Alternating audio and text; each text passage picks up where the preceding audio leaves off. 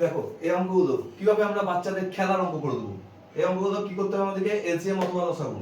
কি করবো আমরা? এই যে সংখ্যাটা দেখছো, এই সংখ্যাটা সবচেয়ে বড় সংখ্যা কোনটা? 50। এই 50টাকে দেখবে 5 দিয়ে ভাগ করে মিলছে, মিলছে, কেটে দাও। 10 দিয়ে ভাগ করে মিলছে, মিলছে, কেটে দাও। 25 দিয়ে ভাগ করে মিলে যাবে, মিলে যাচ্ছে, কেটে দাও। তাহলে এইটাই আমাদের এলসিএম।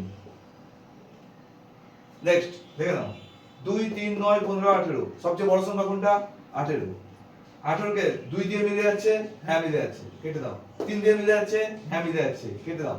9 দিয়ে মিলে যাচ্ছে, হ্যাঁ মিলে যাচ্ছে, কেটে দাও। 15 দিয়ে মিলছে না, তাহলে আমরা কি করব?